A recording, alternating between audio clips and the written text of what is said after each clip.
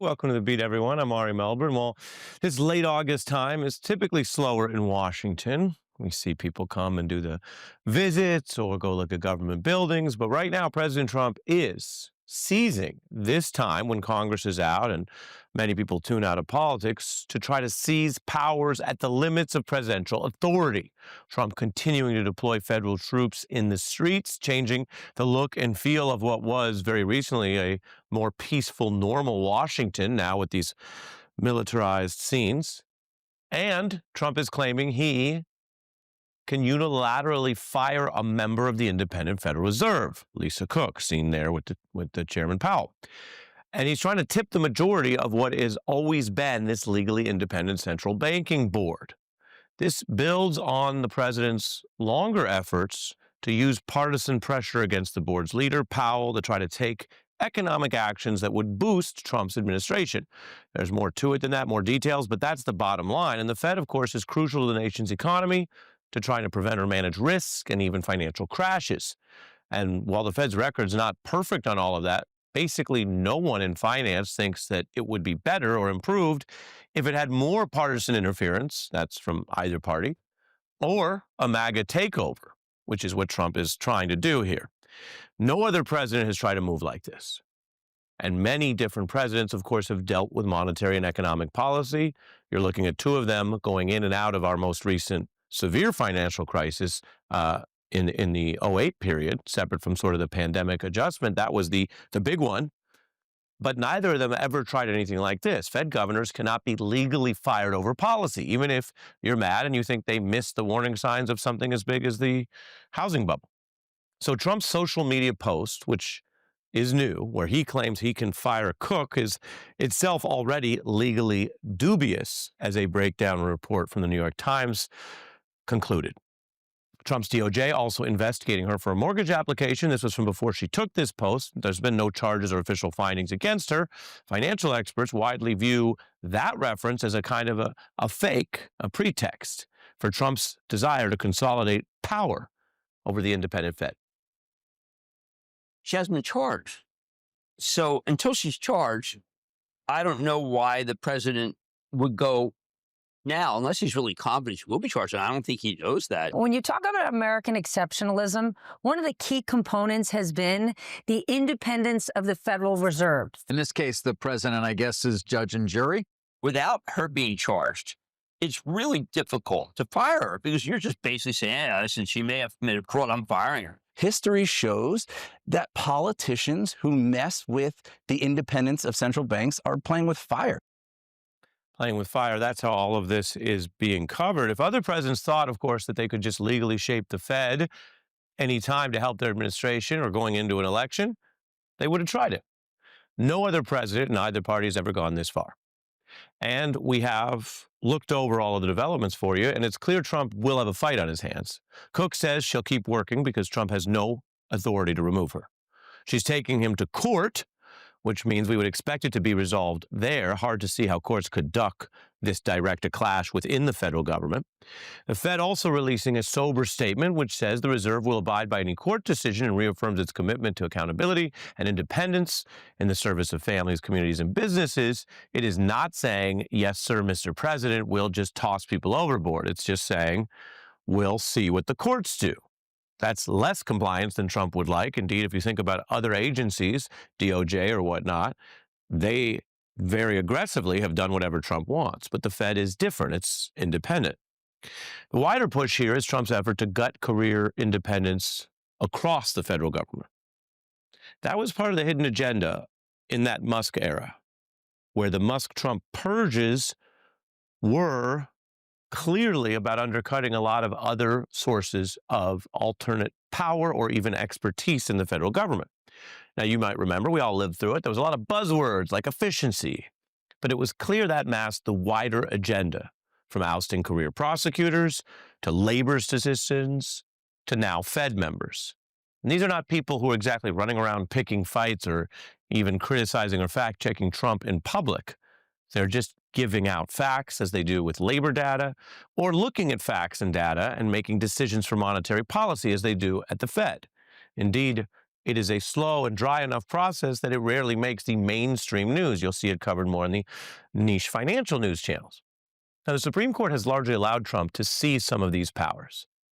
Apparently, the Republican-appointed justices think that it should be special rules for Trump to reward him for pushing farther and giving him powers they did not grant during Democratic administrations.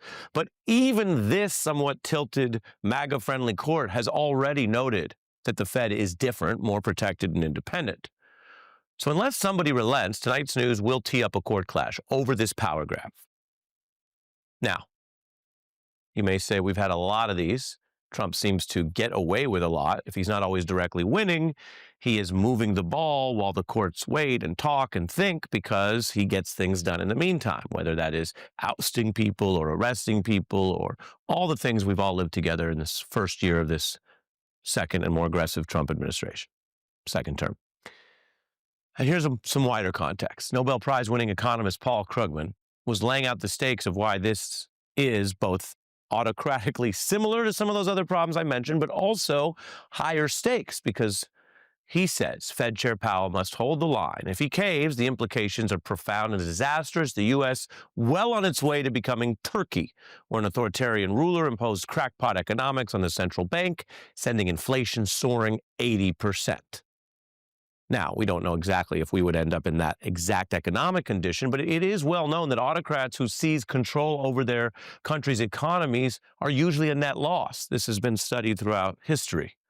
Today's autocratic threats in America clearly have a MAGA right-wing bent. That's just a fact.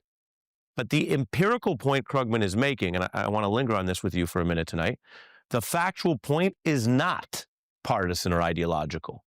You can be worried about this without any regard to your feelings for Donald Trump, positive, negative, or neutral, because history is full of autocrats seizing economic control the same way they wanted control of weapons or speech, only to find market crashes, shortages, even famine, which we saw in the autocratic left-wing Chinese Mao example.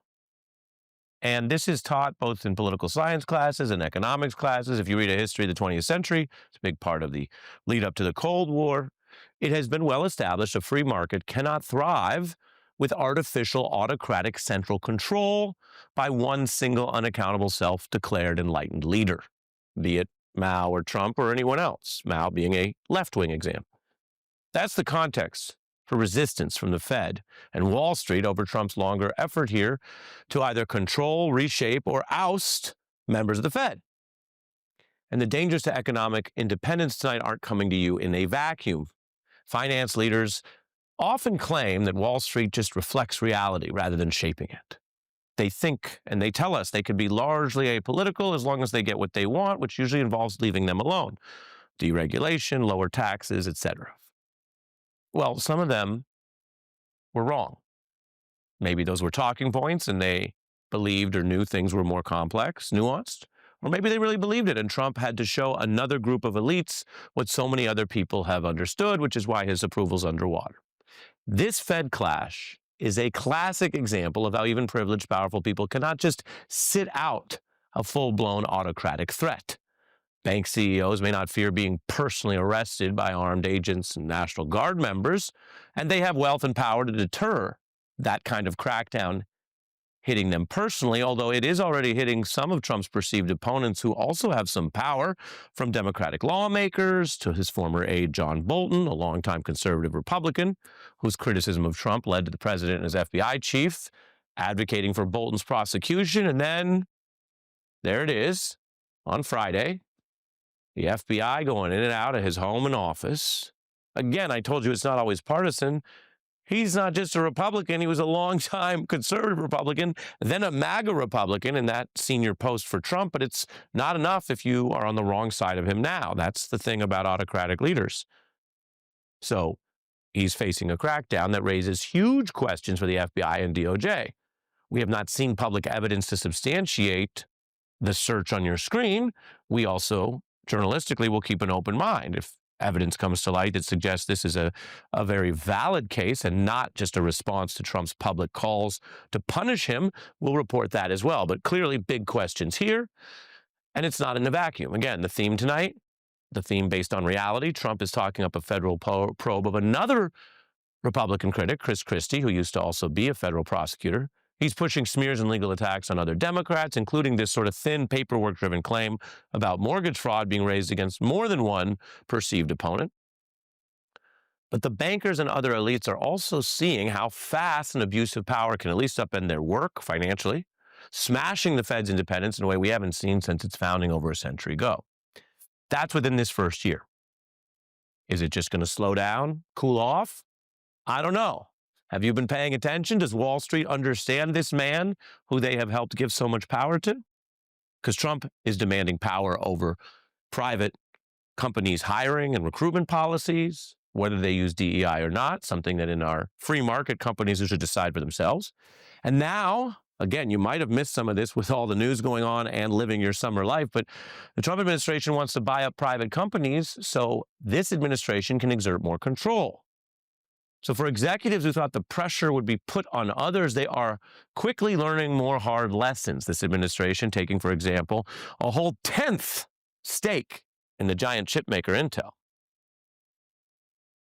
Can you explain the rationale behind taking this 10% stake? They worked out a deal where Intel is going to get the chips money, but in exchange, we're going to get some equity. So we should expect the U.S. government to be taking more equity stakes in businesses around the country. It's possible. Yeah, that's absolutely right. Why shouldn't the U.S. government say, you know what, we use Palantir services. We would like a piece of Palantir. We use Boeing services. We would like a piece of Boeing. I guess the question is, where's the line?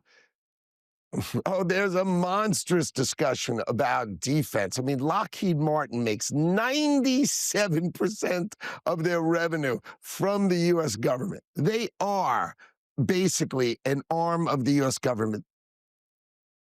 Imagine a liberal socialist leader, Mamdani in New York or AOC or Bernie, saying the exact same thing. An independent company in the free private markets owned by the shareholders, that's our capitalism, actually because it does business or gets its revenue from the government, and some industries famously do that, really, there should be more state control. This is my point to you tonight.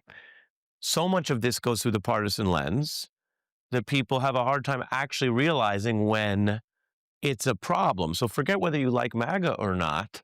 This is the government announcing how it's going to take more control of the economy, monetary policy, do what we like or else. And by the way, we're going to start taking up companies too. Doesn't mean it's automatically a bad thing in isolation. You can imagine it in, say, the military context where Eisenhower and others have warned about these sort of relationships, and maybe you could save the taxpayer money, fine. But the larger theme outside of the vacuum with the troops in the streets and the imagery in Washington and giant banners draped over public buildings with more and more of your leader's face, when it's not even eyeing a next campaign because Trump is legally barred from any more presidential campaigns. And yet, as in so many other situations, he seems to give away where his mind is going, musing twice in 2 days about a dictatorship. And they say, we don't need him. Freedom, freedom. He's a dictator. He's a dictator. A lot of people are saying maybe we like a dictator. So the line is that I'm a dictator, but I stop crime. So a lot of people say, you know, if that's the case, I'd rather have a dictator. A lot of people say if the dictator delivers safety, they'd like one. Let's be clear. He's referring to an actual dynamic that exists in some parts of the world. Maybe not yet completely here, but it is the great last defense and rationalization of those who break democracies, that they are delivering something that democracy could not, your safety. And yet, if you look at these examples from the economy to the crackdowns to the arrests, who is feeling safer? I have special guests on what is happening right now in this country when we're back in 90 seconds.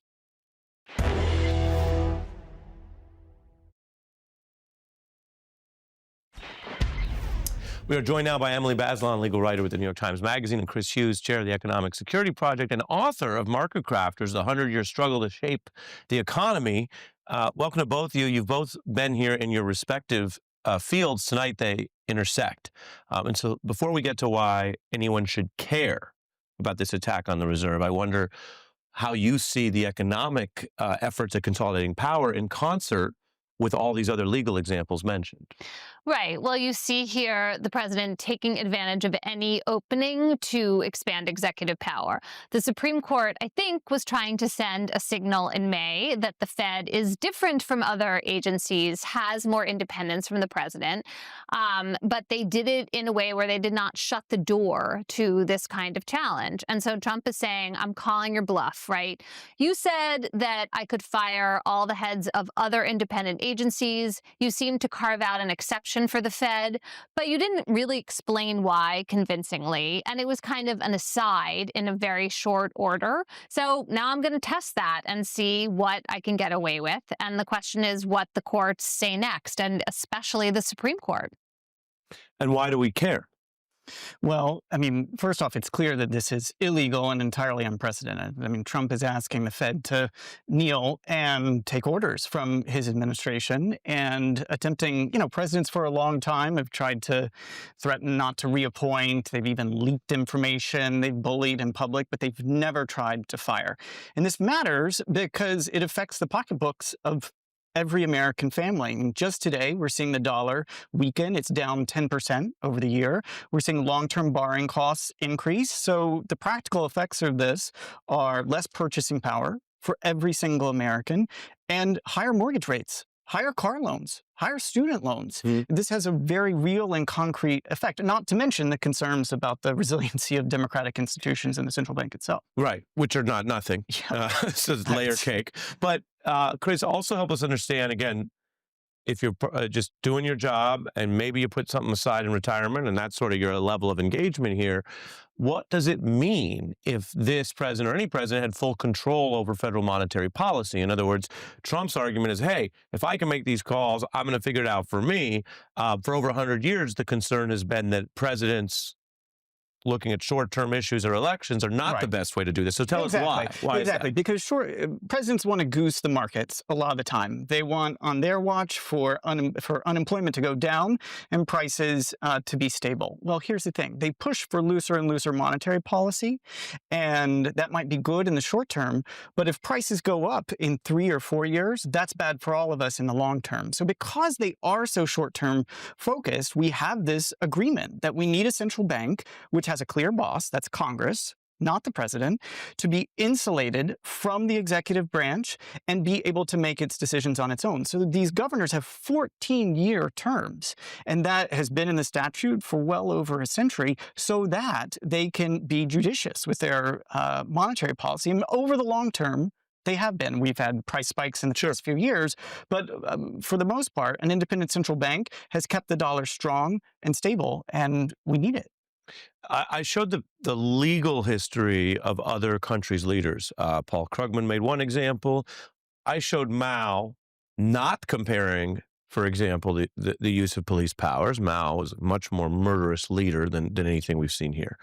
But in the economy, his left-wing ideas were command and control. And we lived through this in world history, Emily, and it didn't go well. So I'm curious how that hangs over a president who already is underwater, not exactly popular in his first year, although he won the election, and is saying to Wall Street and others, hey, I got an idea.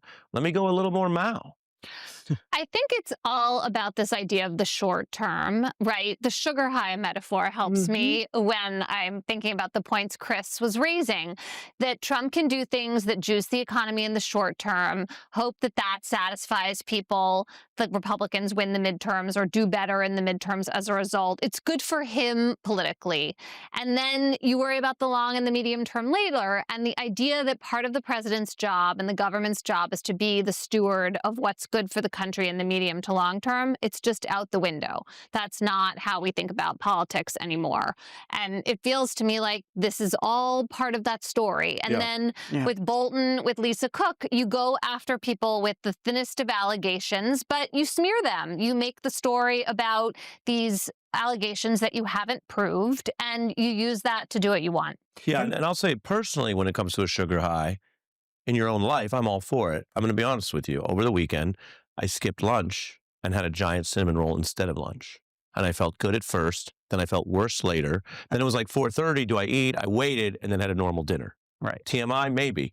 But you don't want entire labor markets to be run that way. So, Chris, I want you to address that. And I want to show you something that goes in the same wheelhouse that Emily mentioned, which is the laundering of everything. This is someone who's worked as a Trump attorney. He's not currently in government, but he's already talking up the idea of maybe there'll be more emergencies they'll use for emergency powers. I wouldn't be very surprised if we find out before the next election that there's going to be an emergency called. And with that emergency, we're going to be able to turn the tide. Well, I think that we can talk about sugar highs all day, but there's one North Star that Donald Trump is looking at, and that's equity markets. He wants the S&P 500 to be at record highs, whereas the vast majority of American families, some of them have some money in the equity markets, but they're looking at their grocery bills right now. They're looking at the cost of childcare, housing, healthcare, and all the polling actually shows Donald Trump underwater on economic issues, which is very rare. Republicans generally are much stronger. And it's because instead of focusing on how to keep prices stable, which most administrations would do, he's actually raising borrowing costs. And so in some ways, perhaps there'll be an emergency between now and the next election, but they are happy to fabricate emergencies. I mean, the allegations against Cook are so thin. First off, they're allegations. We don't even know if they're true. And they amount to, it seems like checking a box on a form 4 years ago incorrectly, which they label as mortgage fraud. But, a lot of folks just say is a clerical error that could be quickly rectified. So an emergency is, It's whatever they want to define it as. Yeah, I mean, we looked at this. Nothing they've presented suggests a for-cause firing, which is a defined thing in the law. And then if you want to say it a little more easy breezy, RFK Jr. runs the health department. So it's not exactly like we've got a staffing system under this administration that's on the straight and narrow. If I had more time, Emily, I would get your reaction to the Taylor Swift engagement, but it's too busy of a news night. I'm so sorry I can't answer that question. Some other day. Next time. Our thanks, Emily and Chris, on Everything Serious. Well, we still try to keep our summer vibes, but taking it all seriously. Coming up, remaking culture in Trump's image. Henry Winkler is here by the end of the hour. But first, we have some updates on Epstein and the double crossing next.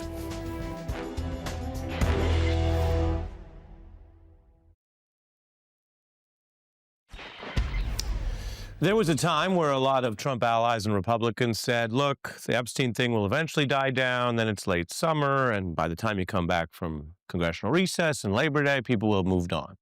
Well, it looks like that's not the case, partly because Donald Trump has extended this conflict with unusual moves and strange statements, and partly because Republicans in Congress at least want to pretend or say they're demanding information, whether or not they actually are doing so. And that's why we have news like this. Congress will question the former Trump Labor Secretary, Alex Acosta, who we told you about in our timeline. He was the federal prosecutor that cut that secret deal. You see the probe starts there, I showed you, and then under a Republican administration, it quickly went from indictment to a secret deal with a sweetheart, 1 year in prison. And as we reported, and Miami Herald has tracked this from the very beginning, they cut out even the victims from learning about the details of that suspicious deal. Well, now, finally, Congress is going to at least summon this individual and question him, Mr. Acosta. Remember, we also had this interview released late last week with Maxwell claiming that, well, whatever she did and saw, she's a convicted sex trafficker, she never saw any problems from Trump. Did you ever hear Mr. Epstein or anybody say that President Trump had done anything inappropriate with masseuses or with anybody in your world? Absolutely never. In any context. Did you ever observe President Trump receive a massage? Never.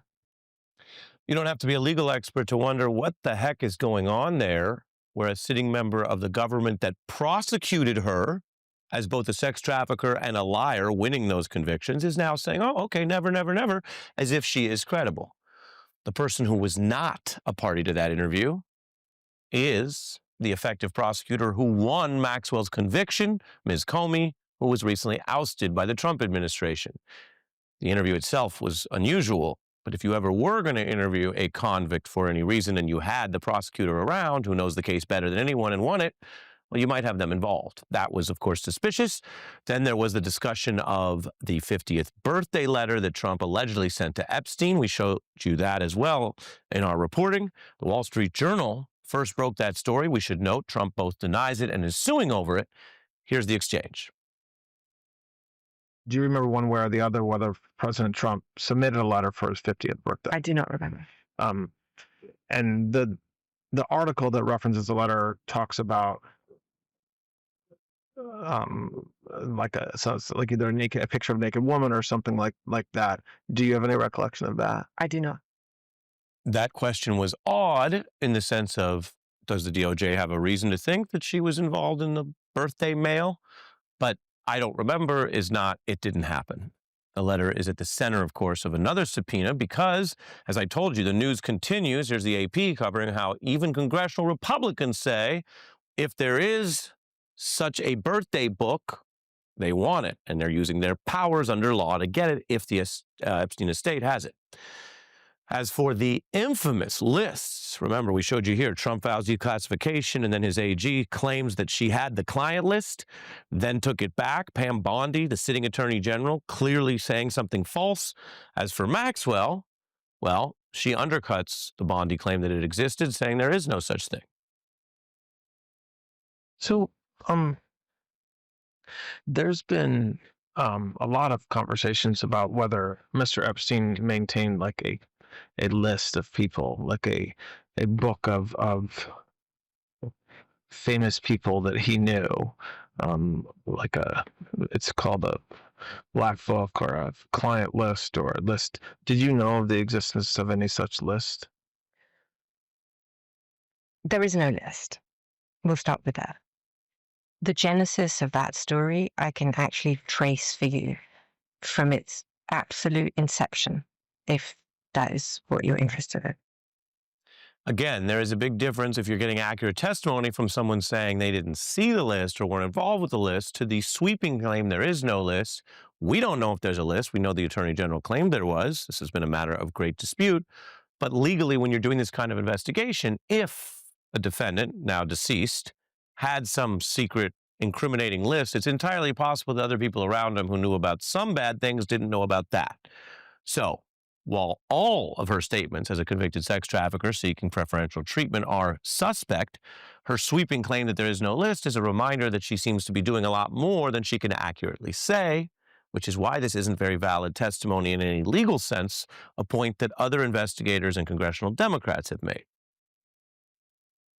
And Maxwell goes into this interview, undoubtedly told by her attorney, unless you completely exonerate the president, you're going to spend most of the rest of your life in prison. She wants a pardon. She says exactly what her lawyers tell her is going to be necessary to get a pardon. It all stinks to high heaven.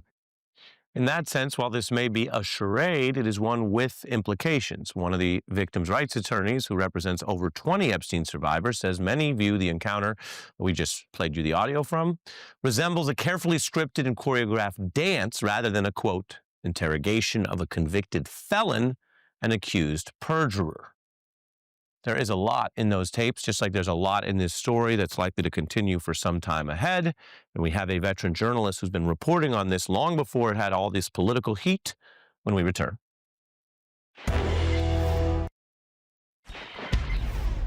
The Epstein case is like many other topics, a lot more people talking about it than knowing anything about it. So as a bit of a corrective, we have had on a lot of lawyers and experts who've been following this from the jump, as they say. Barry Levine wrote The Spider, detailing the criminal web of Epstein and Maxwell. He's been nominated for the Pulitzer Prize. He takes no prisoners and doesn't do conspiracy theories, just does reporting. Imagine that. Welcome. Thank you so much for having me on. Let's start with Maxwell, and eventually I want to turn to the unusual death of Epstein in prison, which you've covered. But what do you hear in these tapes? I pointed out legally the limits of this kind of testimony or statement. Certainly, its credibility. But having worked on this for so long, what do you hear in the new tape? Well, in her interview, I mean, I don't even really regard it as an interview. To me, it came across as more of an infomercial, you know, a scripted infomercial for her to get out of jail. Yep. This is a woman who has been very transactional. Even back at the time of Jeffrey Epstein's non-prosecution agreement, that horrible slap on the wrist that he received, 13 months of jail time, she wrote a glowing testimonial for Jeffrey Epstein. And interestingly enough, $30 million exchanged hands between Epstein's bank accounts and her bank accounts. Now, she later said that they might have been loans and for other things, but she comes across to me as extremely transactional. She is a perjurer. The government charged her as part of her initial charging with 2 counts of perjury. I don't believe anything she said. This is a woman, we know so many victims, not just the 4 who testified against her when she received the 20 years behind bars, but many other victims have said that she directed the grooming and also took part in the sexual abuse of victims. So I would discount that entire interview. And I was very particularly disturbed over the fact that Todd Blanche did not follow up when there were some really important things that she said. At one point, she said, initially she said there was, she had no contact with any underage women who gave Epstein the massages. But in fact, at one point she said in the interview that Jane, one of the 4 women who testified against her, was in fact underage. To me, that was a major opportunity for Blanche to bring that up and go after her there. And instead, he moved on to another subject. What was the purpose of DOJ doing the interview from your observation?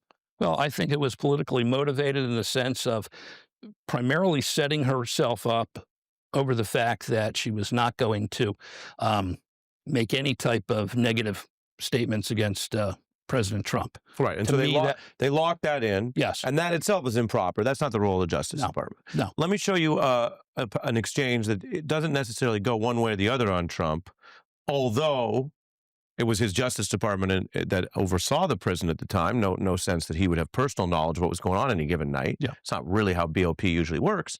But it certainly was a scandal when they let an individual die. This was her view, again, not substantiated, just her view on that. So you think he did not die by suicide, given all the things we just talked about? I do not believe he died by suicide, no. Striking, but you say, and your reporting suggests otherwise. Explain. Yeah, my reporting, and we did an extensive investigation into his death. We had interviewed other inmates who came in contact with him, who were part of a suicide watch team inside the jail. And they told us that he was deteriorating. He was not a strong individual behind bars. He was complaining about his medication. He was complaining about having to eat his meals off the floor. He complained about the mice in his cell. This was somebody who was used to controlling everything on his island in New York, in Palm Beach, New Mexico, and Paris. All of that was stripped away. All of his freedoms that he had were completely stripped away. And I do believe that he made that decision to take his life because this time around, he was going to be sent to prison for a very long time. And we know for a fact 2 days before his death that he changed his will in terms of putting it into a brand new trust and naming new beneficiaries of that agreement. And on top of that, damaging documents came out a few days before. That change could reflect that he planned to take his own life, or just that he thought there was a higher risk he could die. I mean, it could reflect either thing. It could, but on top of that, the basics of the way, and everybody's talked about this tape with the missing minute and so forth. The fact of the matter is, and we did a full investigation into access into the shoe in which he was in the jail. For someone else to enter his actual jail cell that particular night, that would have to be moved by the main control center inside that jail. It wasn't just left to the 2 guards who nodded off that night. There would have been more to it. This would have been a massive conspiracy to get someone in that cell. And look, the indication was that no one entered that cell. And you've been on it, which is why I wanted to hear from you, Barry Levin. Thank you very much. We're going to fit in a break. When we come back, Henry Winkler returns to the beat.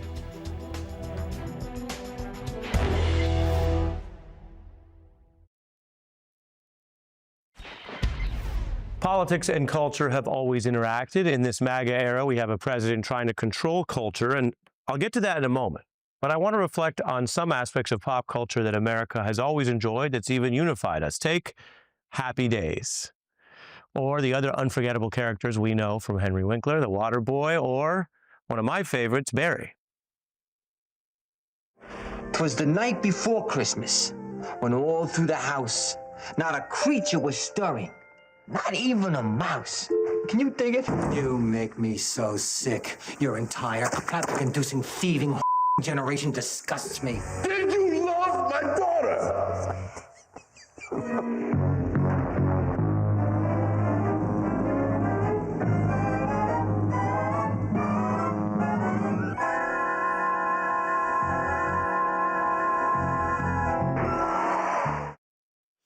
You got to get Jumping the Shark in there. Henry Winkler is back on the beat. Of course, he's a legend, an icon, also a really sweetheart guy we've come to know.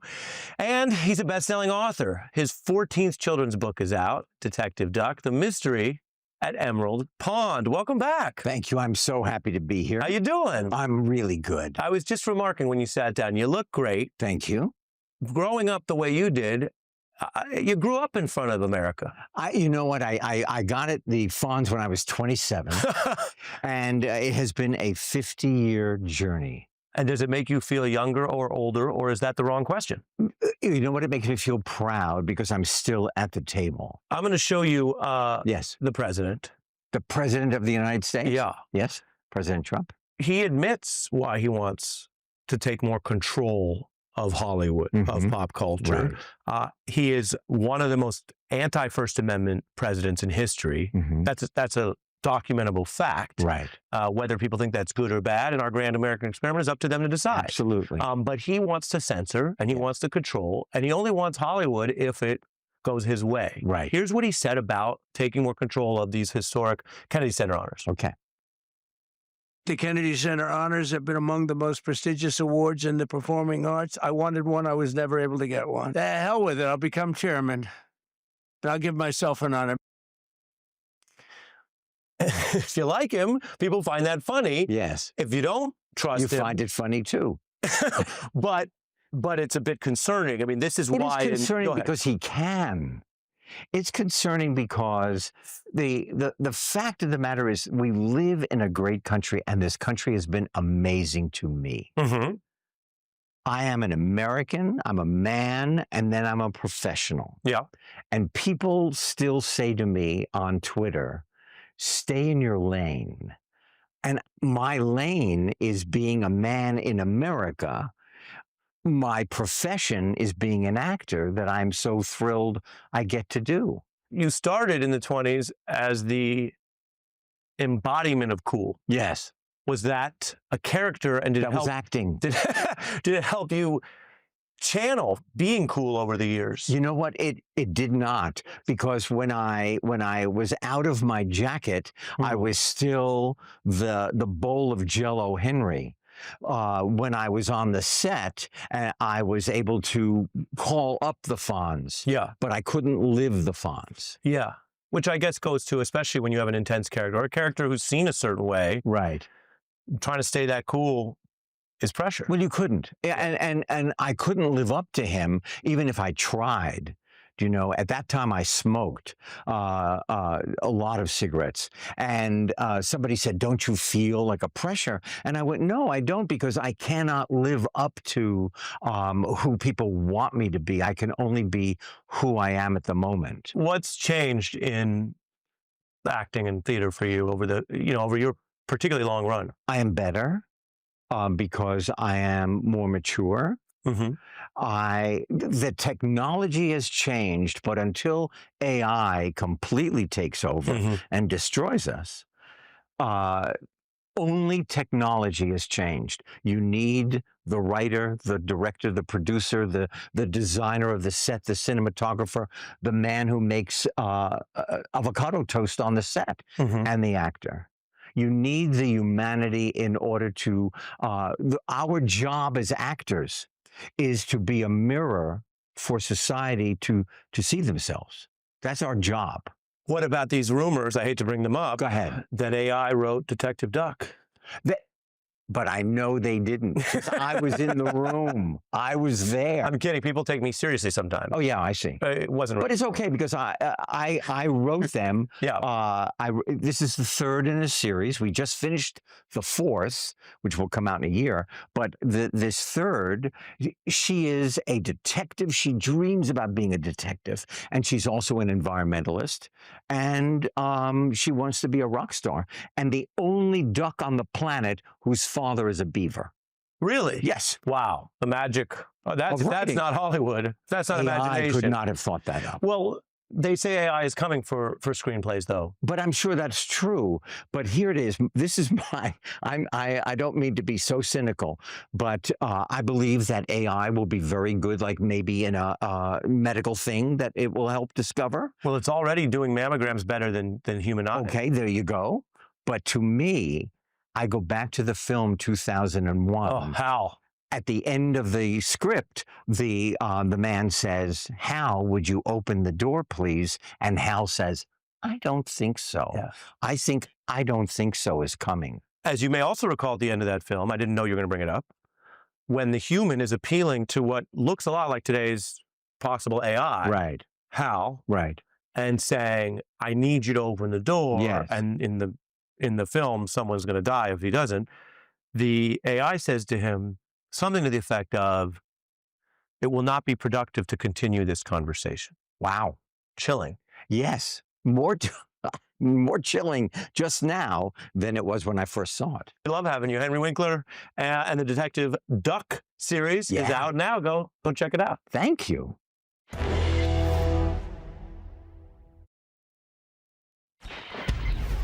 Thanks for watching The Beat with Ari Melber. The weeknight is up next.